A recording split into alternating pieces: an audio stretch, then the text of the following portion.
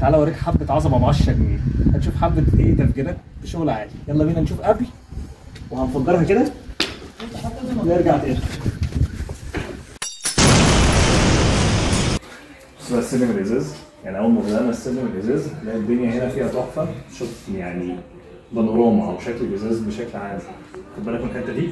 تعالى اوريك بقى ايه. هنا هيبقى في شلال، حبه حركات وتاتشات ميه كده هتبقى ايه ليها تاتش، يعني الميه لما تنزل والرونق بتاعها يبقى ليها ايه حاجه محترمه. نفس القصه هنا، نفس هنا الديكور الخشبي، مع هنا في شجره لسه هتستكمل، مع شكل التراك لايت او الماجنتيك لايت لما يشتغل هيبقى حاجه تحفه جدا جدا جدا. تعالى بص برده بقى هنا رصه الفرنتشر، احنا لسه بنعمل السيت اب بتاعته بس احنا متفقين على كل حاجه. هتشوف شكل بقى الديكور ده كده، يعني بص هنا التجديده، هنا المنطقه دي، هنا القرش، هنا التجديده الثانيه، فحاجه كده عظمه يعني حاجه مزاج.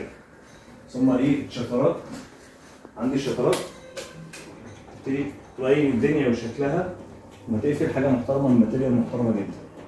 خلي بالك. تعال نبص برضو على الشكل هنا بشكل عام، الديكور والكلام ده كله موضوع تحفه، في رونق، ديكور كويس، سيمبل، تاتشايه، حركه كويسه جدا.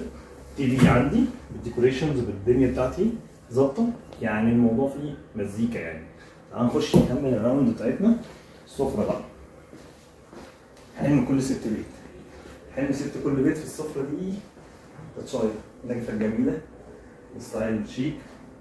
نقفل عشان نشوف الدنيا، تروح قافلها كده. الموضوع بالنسبه لك هيبقى تحفه يعني، فاهم؟ الموضوع هيبقى ايه حاجه رونق عادي.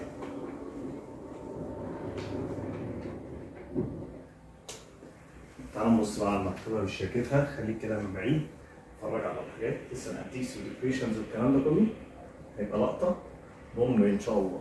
لسه مكملين اعمال التشطيب والفينش والكلام ده كله. الموضوع هيبقى عظمه. متنساش تفعل زر الجرس بتاعك وسبسكرايب.